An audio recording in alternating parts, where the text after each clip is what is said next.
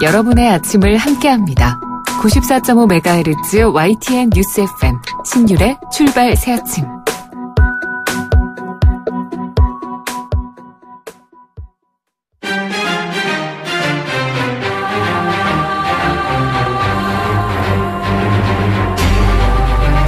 매일 아침을 뉴스로 깨웁니다. 신율의 출발 새아침.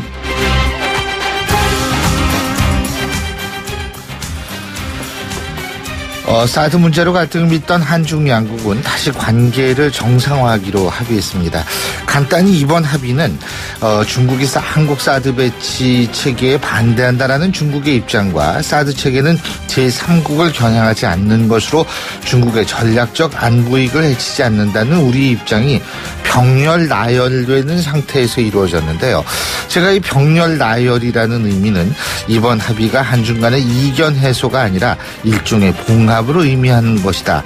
이런 점을 얘기하기 위해서입니다. 하지만 합의를 이끌어냈다는 점은 높이 살만하고요. 또 이번 합의를 이끌어낸 우리 정부의 노력은 충분히 인정할 만합니다. 하지만 일각에서는 우리가 사드에 추가 배치를 하지 않고 한미일 안보동맹이 군사동맹으로 발전하지 않을 것이며 우리가 미국의 미사일 방어 체계에 편입되지 않을 것이라는 점을 약속했다는 점에서 북핵 위기 속에서 우리의 외교적 입지를 스스로 좁히는 결과를 가져왔다는 비판이 있다는 점, 이 점도 우리 정부는 충분히 음미해야 할 겁니다. 신율의 출발 새 아침, 오늘 순서 시작합니다.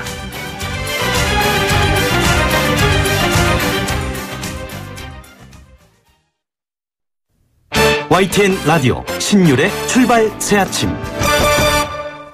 지금까지 들어온 뉴스 정리해 보겠습니다. 백병규 시사평론가 스튜디오에 나와 계십니다. 어서 오십시오. 안녕하십니까. 예, 제가 오늘 아침 오프닝에서도 말씀을 드렸습니다만 한국과 중국의 외교부 어제 관계 정상화 합의문을 발표를 했죠.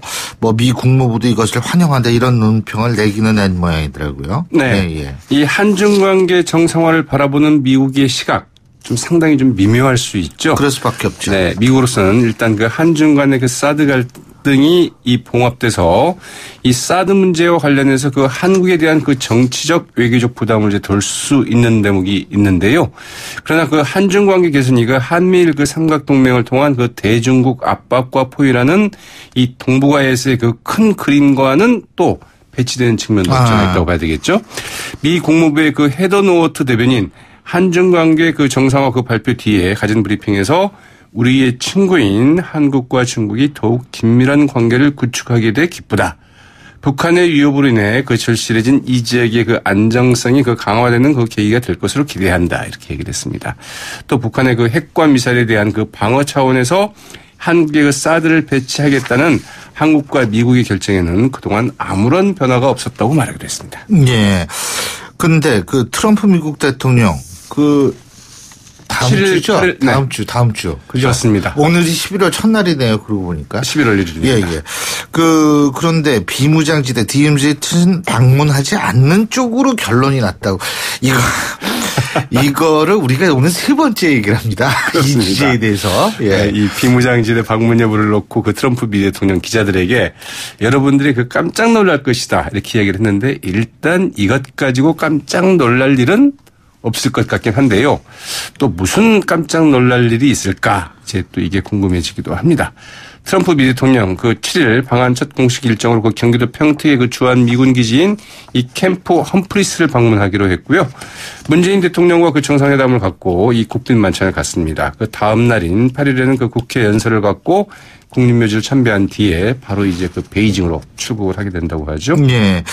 근데 사실 역대 미국 대통령이 방한했을 때 다 DMZ를 방문을 했기 때문에 이거 가지고 깜짝 놀라지는 않을 것 같은데. 이게 가는 게 맞는데요. 미 국무부에서부터 좀 안 가시는 게 좋겠다. 이렇게 이제 그 설득을 했다고 하니. 그러니까 이게 참 문제죠. 이 서프라이즈 이 놀라움 이런 거는요 다른 쪽에 있지 않을까 이런 생각을 좀 한미 합니다. FTA 관련해서 얘기가 나오지 않을까 싶기도 하고 그렇죠. 네. 그런 건 뭐 그렇게 깜짝 놀랄 일은 아니고 그냥 우리로서는 좀 또 그 얘기야 뭐 이런 식으로 얘기를 할 수는 있겠습니다만. 네. 자, 어제 검찰이 이재만 전 총무비서관하고 안봉근 전 국정홍보비서관 2명을 긴급 체포를 했는데 국정원에서 매달 1억 원을 받은 혐의를 받고 있죠. 그렇습니다. 그런데 이게 이제 그 뇌물이라고 검찰은 보고 있는 것이죠. 네. 구속영장도 아마 청구할 것으로 예상이 되는데요. 결국은 그 국정농단 사건에서 그 구속을 면했던 그 이재만 전 총무비서관과 안봉근 전 비서관, 이 국정원의 그 특수활동비 때문에 결국은 이제 그 구속되는 것 아닌가 이런 그 관측들이 좀 나오고 있죠. 네, 매달 국정원장 몫으로 그 지급된 그 특수활동비 가운데 1억 원이 이재만 안봉근 전 비서관에게 이제 그 번갈아서 그 전달이 됐다고 합니다. 이현수 당시 그 국정원 기조실장이 그 007 가방에 5만 원권으로 그 1억 원을 직접 담아서 청와대 인근에 가서 그 직접 전달을 했다고 하는 건데요. 이 조윤선 정무수석, 현기환 전 정무수석도 매달 500만 원씩 그 수천만 원을 받은 것으로 알려졌습니다. 검찰은 이 전 비서관 등이 그 국정원에서 그 건네받은 그 특수활동비를 이 사적으로 사용했을 가능성이 크다고 일단 보고 있지만 그러나 그 청와대 인사들이 먼저 그 돈을 요구했다는 점에서 이 조직적으로 비자금을 조성한 것 아니냐. 이렇게 이제 보고 있다고 하네요. 그래서 이 검찰은 13년에서 그 2016년 이 청와대로 간 그 국정원 특수활동비가 모두 40억 원이 좀 넘는 것으로 일단 파악을 하고 있다고 합니다.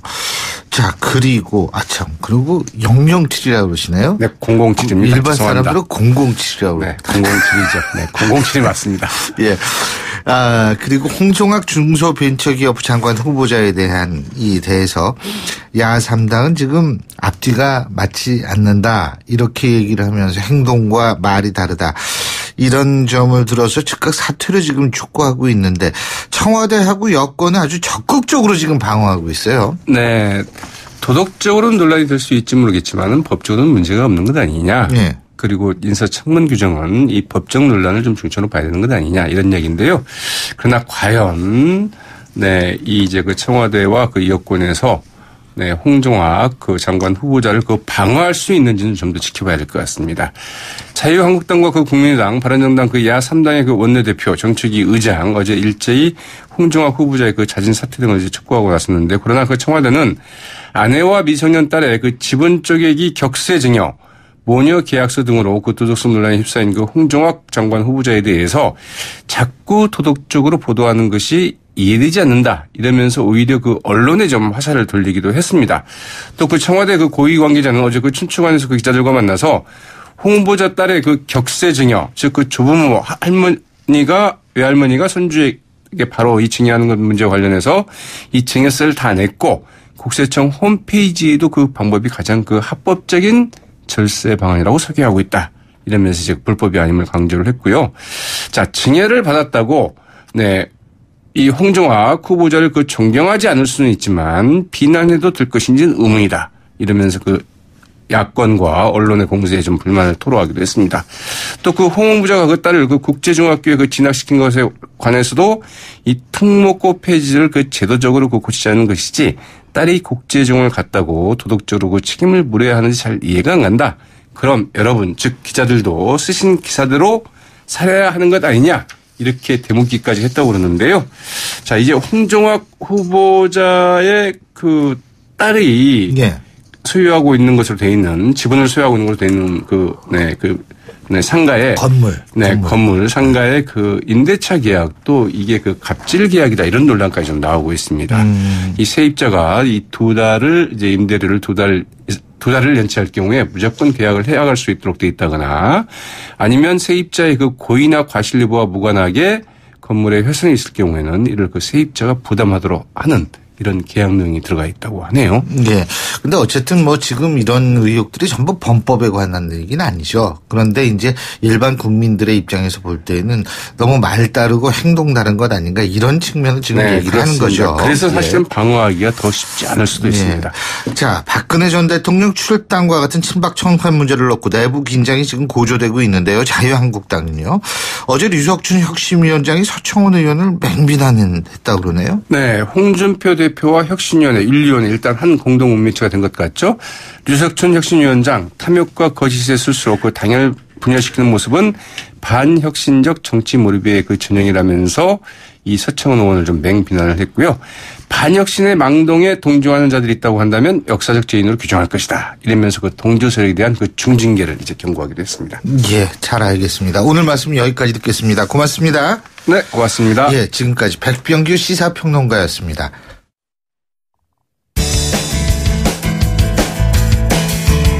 여러분은 지금 FM 94.5MHz로 방송되고 있는 신율의 출발 새 아침을 듣고 계십니다.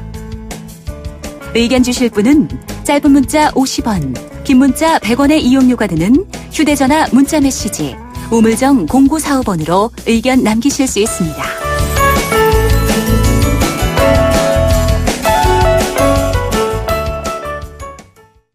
제가 오늘 오프닝에서부터 그리고 우리 백병규 시사평론가님과 함께하는 뉴스브리핑에서도 쭉 소식을 전해드렸었죠. 어제 우리 정부하고 중국 정부가 관계 개선을 위한 합의를 했습니다. 이런 데서 북핵 문제의 평화적 해결 원칙을 재차 확인을 했다. 한중 관계를 매우 중시하면서 전략적 협력 동반자 관계 발전을 추진해 나가기로 했다. 이런 것들이 담겼다고 하는데요. 여기에 대해서 사실 두 가지 시선이 존재하는 것은 사실입니다. 물론 다음 주에 에이펙 정상회담에서 문재인 대통령과 시진핑 중국 국가주석 간의 한중 정상회담도 개최될 예정이라고 하는데, 자, 이 문제 어떻게 바라보고 있는지 오늘은 여당 더불어민주당의 입장을 들어보겠습니다. 국회 동북아 평화협력 외교위원단이시죠. 더불어민주당 이석현 의원 전화 연결하겠습니다. 의원님 안녕하십니까? 네, 안녕하세요. 예, 고맙습니다. 감사합니다. 자, 이 어제 합의한 내용 어떻게 평가하십니까? 그동안에 사드 갈등으로 한중 관계가 참 불편한 상태였잖아요. 네. 근데 이제 사드 문제를 뛰어넘어서 갈등 관계에서 협력 관계로 이제 전환이 됐다는 점에서 큰 의미가 있죠. 양국 관계가 급진전된 겁니다. 예, 지금 급진전됐다고 말씀하셨는데, 예. 실제로 우리 정부 같은 경우에도 일단 봉인한 것이다 이런 표현을 쓰지 않습니까? 그죠? 이거는 다시 말해서 갈등을 해소하거나 갈등을 이렇게 한 것이 아니라 일단 덮었다라는 것으로 이해해야 되는 거 아니겠습니까? 지금까지 상황에서는 그것만으로도 큰 진전이고요. 네. 그리고 일단은 어떻게 되냐면 기존에 배치한 6기의 사드에 대해서는 현존하는 그런 상황으로 인식을 하면서 양국 관계를 협력을 하자는 거거든요. 네. 그러니까 뭐냐면 새로운 배치는 우리가 안 하겠다는 의사를 지금까지 표명했었고요. 네. 그래서 현재 상태에서 큰 진전이고 앞으로 이제 한중 관계가 좀 열려나가게 되겠죠. 예, 중국이 이렇게 좀 나오게 된 이유가 뭐라고 보세요? 시진핑의 그 권력 기반의 안정과 관련이 있다고 보십니까?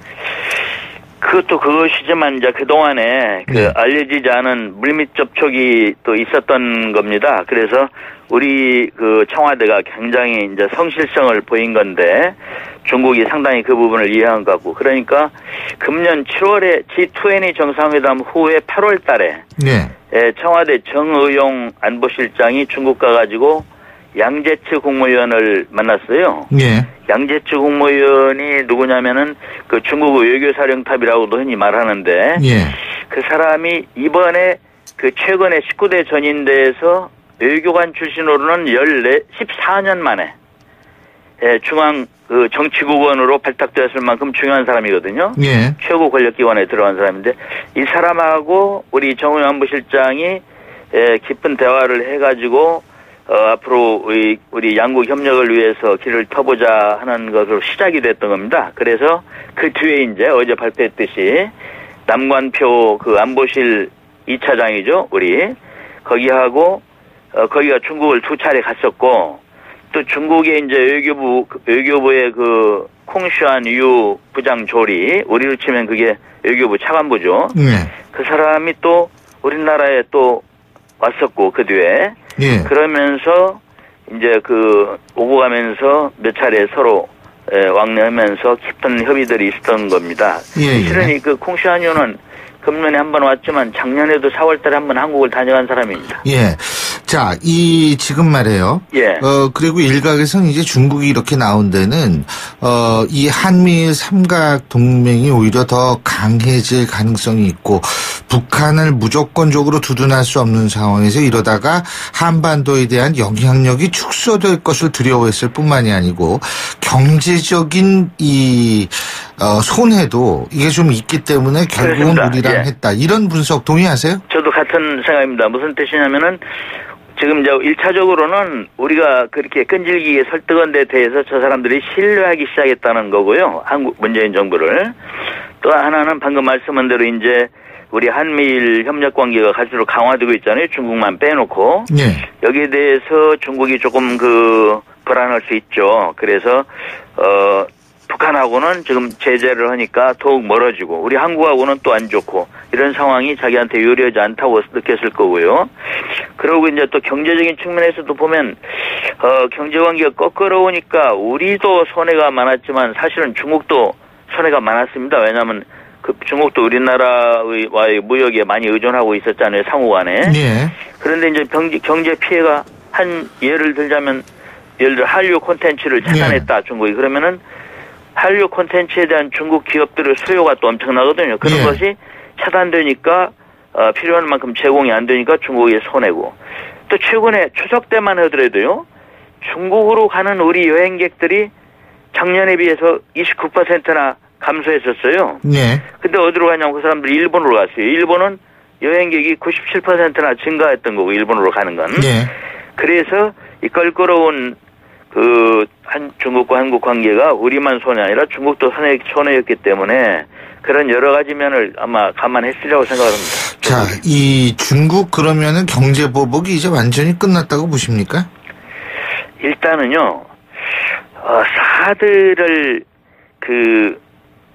이유로 한 그러한 경제 보복은 더는 없으리라고 봅니다. 왜냐하면 우리가 이번에 지금까지 밝혀왔던 산불 정책이 있잖아요. 그것을 재확인하는 선에서 양국 관계를 일단 정상화했기 때문에 사드를 추가로 배치하지 않는 한은 일단은 현존하는 현 상황을 인식하면서 협력 관계가 진행될 거로 저는 봅니다.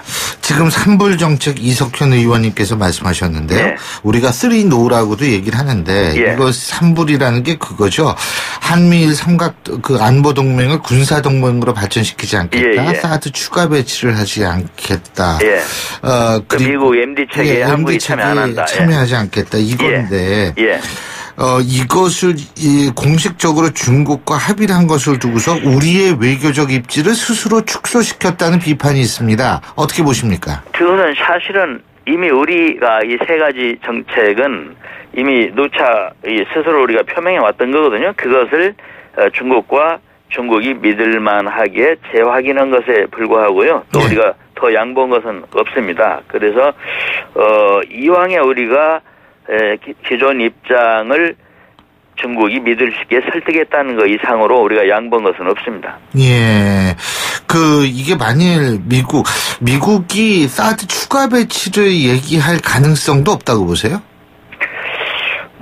앞으로 알 수 없는 일이지만 현재 상황에서는 지난번에 도입했던 6기를 배치한 걸로 일단은 이 부분은 이제 우리 정부에서 더 이상 검토 않겠다는 입장입니다. 또 한 가지 제가 여쭤볼 것이 송영모 국방장관도 얘기했습니다만 SM3의 도입 필요성 이런 것들이 이제 얘기하지 않았습니까? 국회에서요. 네. 근데 SM3를 만일 도입하게 됐을 경우에는 미국의 MD 체계에 편입이 될 수밖에 없다라는 분석도 있는데 이 부분은 그러면 어떻게 보십니까?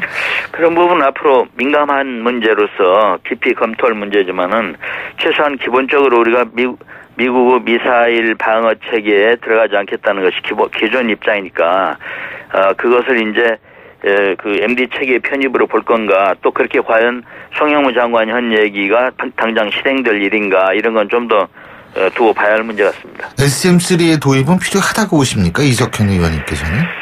저는 그런 부분은 군사 전문가들이 좀 더 논의해 볼 일이라 생각을 합니다. 예. 자, 그리고 또 한 가지는 미국과의 마찰이 빚어지는 거 아니냐. 한미일 군사협력, MD 구축, 사드 추가 배치 이런 데 안 하겠다 이래가지고 이런 일은 어떻게 보십니까? 그런데 그런 부분은 아까도 말씀드렸지만 우리 정부가 이왕에 누누이 표명해 왔고 미국 정부도 그것을 인식하고 있는 상황이잖아요. 그래서 현재 상황을 다시 한번 설명한 것에 불과하기 때문에 미국하고 특별히 나쁜 관계가 될 그럴 새로운 사실을 제시한 것은 없습니다. 예. 한 가지만 마지막이 아니라 한 가지만 더요. 이 사드 보복에 대한 사과를 받아내지 못했다. 이거는 어떻게 보세요? 꼭 사과를 받아내야 되느냐? 이런 얘기를 하는 쪽도 있긴 있어요. 어떻게 보십니까? 근데 그 부분은 우리가 너무 큰 욕심이고요. 왜냐면, 그 부분에 대해서 중국 정부는 지금까지도 그건 우리 정부하고 관계없다. 그냥 민간 기업인이나 중국 국민들이 정서가 그런 것이다라고 얘기를 해왔잖아요. 근데 그것을 그렇죠. 아니다. 너네 정부 책임이니까 거기에 대해서 배상을 하라거나 책임지라거나 이렇게 나가면은 양국 관계 정상화가 될 수가 없겠죠. 거기까지는. 자, 미국 정부는 한중 관계 정상화에 대해서 환영 논평을 내기는 냈습니다만 다음 주에 트럼프 미국 대통령이 우리나라에 오지 않습니까? 그죠? 근데 이 사드 추가 배치 안 하겠다. MD 여기에 포함 안 들어가지 않겠다. 이런 얘기 약속한 거를 두고서 뭐라고 얘기하지 않을까요? 어떻게 보세요? 아닙니다. 우리 정부의 그러한 입장은 미국도 이미 양해하고 있는 상황이다. 최소한 인식하고 있는 상황이다. 이렇게 생각하고 있고요. 트럼프 대통령이 와서 기존에 미국이 거기에 대해서 우리한테 항의하거나 이의 제기를 안 했던 문제를 가지고 무슨 다시 문제 제기를 한다거나 그러진 않을 거로 보고요. 적어도 트럼프 대통령이 한국에 오는 것은 한국 안보에 대해서 미국이 같이 책임지겠다는 그런 굳건한 입장을 표명하는 것이고 우리로서는 우리한테 유리한 상황인데 와서 그런 흘러리지는 얘기는 안 하려고 합니다. 이 의원님께서 내일 중국 가시죠? 그렇습니다. 그죠? 내일 중국 가서 사람들을 만납니다. 국회 동북아 평화협력 외교위원단으로 이제 가시는 건데요. 그죠? 거기 가셔가지고 주로 어떤 쪽에 치중을 하실 의원 외교 중에서 어떤 외교를 지난번에 추석 연휴 때 미국 일주일간 갔다 왔어요. 거기 가서도 이제 한반도에서 전쟁 없애야 된다는 걸 많이 얘기를 하고 중요한 사람들을 만나고 왔는데 그에 연결되는 일입니다. 이번 중국 가는 게. 그래서 이번에 중국 가면은 중요한 사람들을 만나서 북핵 문제 해결에 더욱 앞장서 달라는 거 하고 또 그동안 껄끄러웠는데 경제협력을 폭넓게 진행하자는 그런 취지로 얘기하려고 그 외에 중요한 사람들을 몇 명 예를 들면은 이제 푸잉이라고 전인대 외사의 주임 있어요. 우리로 말하면 국회 외교통일위원장인데 2000년에 육자회담 할 때 차석 대표 할 만큼 한반도 전문가고 또 탕자 슈안이라고 외교부 장관 역임했고 또 한중 수교할 때 큰 역할을 한 분 지금은 국제관계학교 회장하는 그런 분이 있고 또 이제 인민일보사 사장이 양전우라고 그 사람이 이제 알다시피 중국 공산당 기관자 아닙니까? 그래서 이제 그러고 또 지금 중앙위원이면서 권력 구조에서 중요한 인물이죠. 중국 입장을 공식적으로 대변하는 그런 언론사 사장인데 거기 등 또 베이징 대학교 진징이 교수 등 이 한국 관계 전문가들을 많이 만나는 계획으로 갑니다. 이번에 어저께 가셔가지고 아주 꼭 성과 좀 많이 있었으면 좋겠습니다. 이 의원 외교도 굉장히 중요하지 않습니까? 그렇습니다. 지난번에 미국 가서도 그걸 많이 느꼈는데요. 그렇죠. 그러니까 이 대통령께서 정상회담 하는 것만 중요한 게 아니라 밑에 미국 중요 정책을 결정할 만한 국무부 차관이나 차관급들 또 하원의 외교위원회 사람들, 상원 군사위원회 사람들 이게 전부 다 굉장히 중요하고 그분들 의견들이 모아져서 정책이 또 되기도 하기 때문에 의원회의도 좀 해야 되겠다 이렇게 생각합니다. 좋은 결과 있으시길 바라겠고요. 오늘 말씀 여기까지 듣겠습니다. 고맙습니다. 네, 열심히 하겠습니다. 지금까지 더불어민주당 이석현 의원이었고요. 신율의 출발 새 아침 1부 순서 여기서 줄입니다. 잠시 뒤 2부에서 뵙겠습니다. 소통의 아침을 여는 공정한 목소리 신율의 출발 새 아침. 신율의 출발 새 아침 2부 순서 먼저 광고부터 듣겠습니다. YTN 라디오 신율의 출발 새 아침. 찍히면 아웃이다. 이거 무슨 영화 제목 같은데요. 그런 게 아니고요. 이 정부가 내놓은 장관 후보자에 대해서 정의당이 반대하는 사람은 반드시 낙마해 왔다. 그래서 이른바 정의당 데스노트라는 말이 회자될 정도 바로 이런 것을 표현하는 단어입니다. 찍히면 아웃. 자, 문재인 정부의 마지막 퍼즐이라고 불리우는 홍종학 중소벤처기업 장관 후보자. 과연 정의당 어떻게 바라보고 있는지 노회찬 정의당 원내대표 전화 연결해서 입장 들어보겠습니다. 노 대표님 안녕하십니까?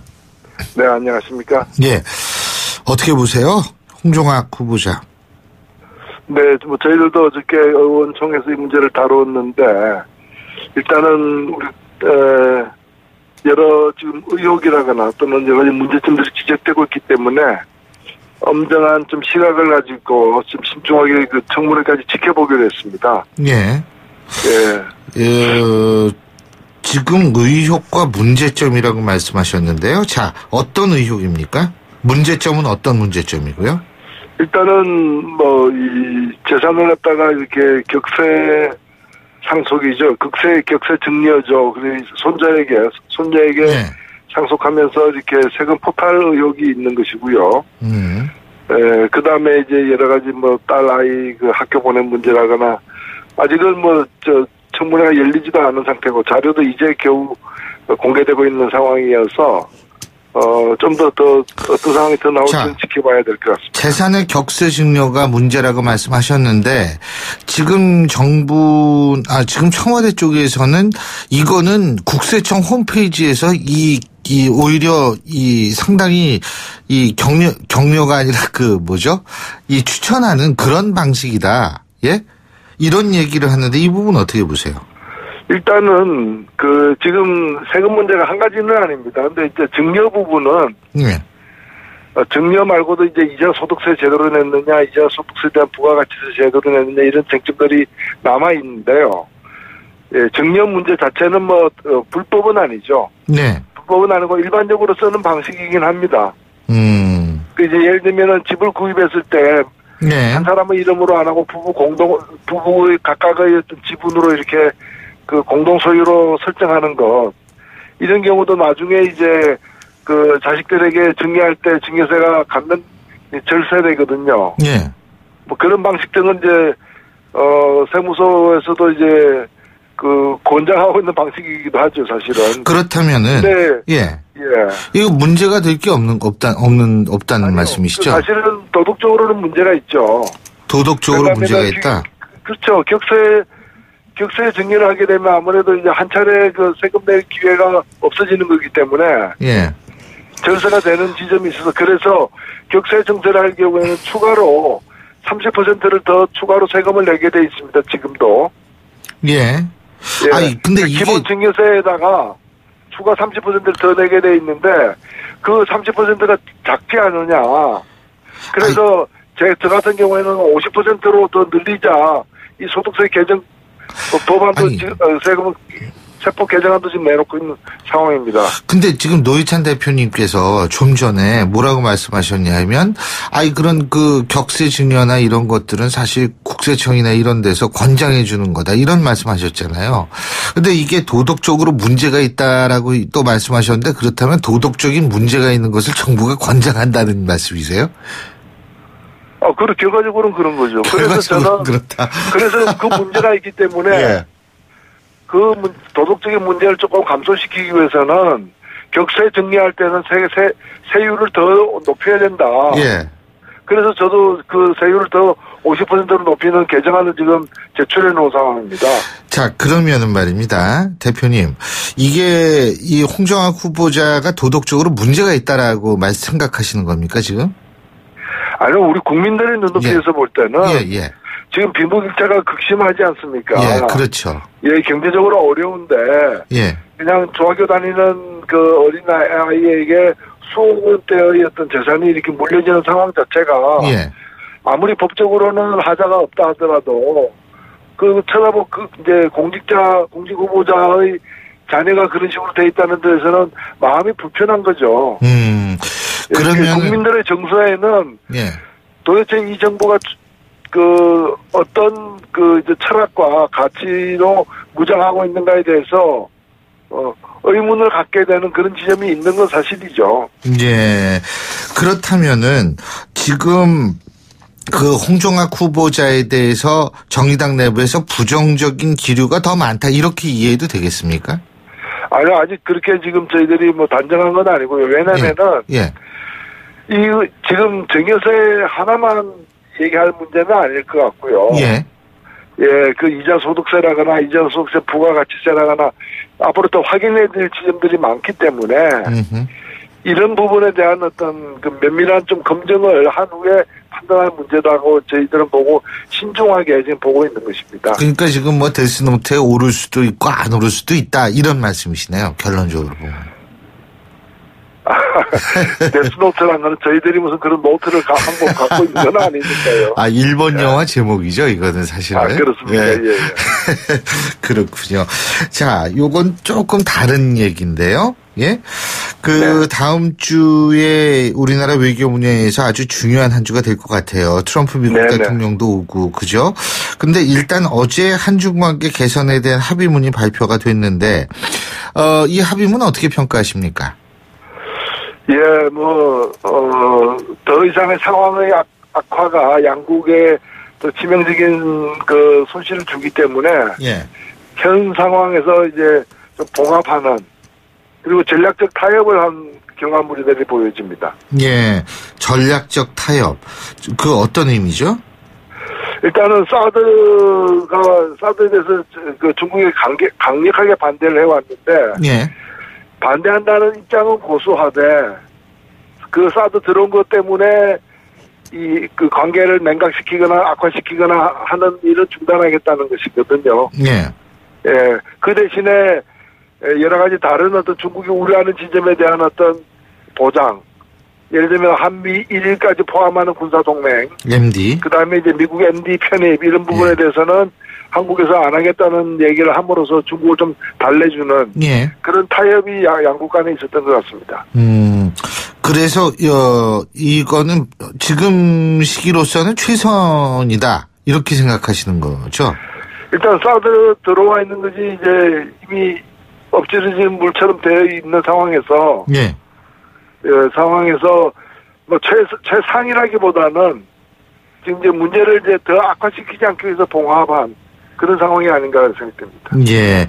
자, 그리고 다음 주에 트럼프 미국 대통령이 우리나라에 오지 않습니까?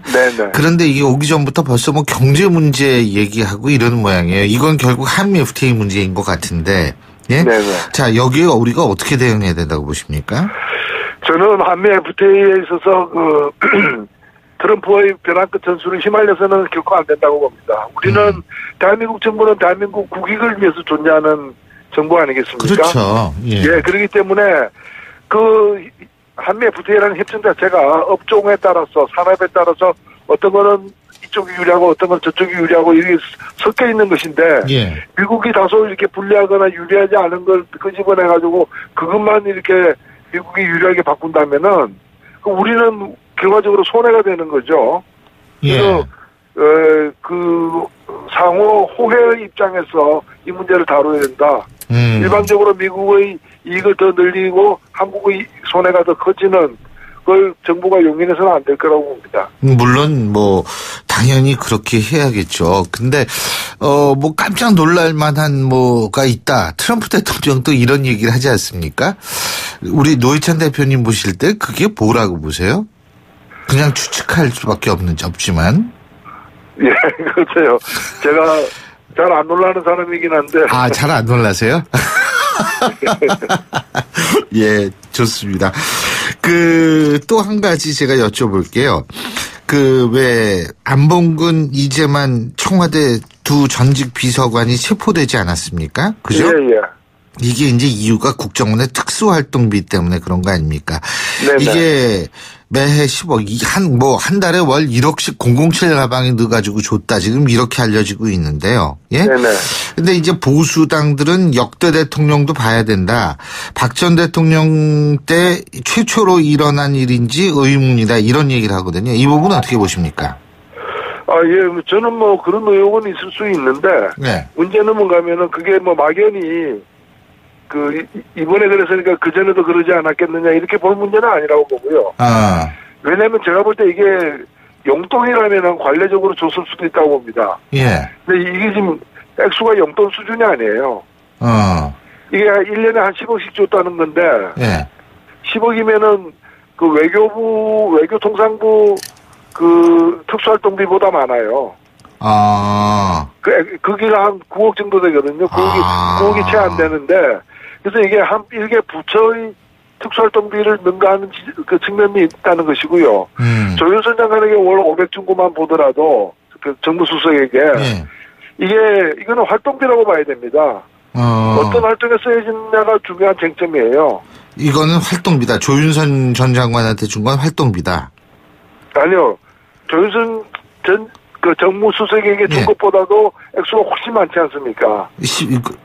이 안봉근 이재만 두 사람한테 준 거죠. 예. 월 1억씩 줬는데 그 조윤선 정무수석에게는 월 500씩 줬잖아요. 그러니까 이 1억은 그냥 그게 뭐 알아서 좀 써라 이렇게 그렇게 거마비로 준 돈이 아니라 어떤 활동을 해서 준 거고 이 돈을 받은 사람이 주로 활동했던 것이 제2부속실, 총무실 이런 부분이기 때문에 제2부속실이면 이게 윤전추라거나 그다음에 그 이영선이라거나 이영선 이런 사람들이 근무했던 곳 아닙니까 같이. 그래서 이거는 박근혜 대통령의 활동과 연관됐을 수도 있고 또는 최순실을 주로 전담했던 게 제2부속실이기 때문에 그런 활동에 뒷받침되는 돈으로 썼을 수도 있기 때문에 용처 어디다 쓰였는가를 조사하는 것이 1차적 급선무다 이렇게 봅니다. 그렇군요. 그러니까 이게 월 1억이라는 거는 이거는 거의 한 부처의 특수활동비 정도 수준이군요. 네네. 알겠습니다. 예, 오늘 말씀 여기까지 듣겠습니다. 고맙습니다. 네, 감사합니다. 예, 지금까지 정의당 노회찬 원내대표였습니다. 신율의 출발 새 아침 2부 순서 여기서 줄이고요. 전 8시 10분 3부에서 뵙겠습니다.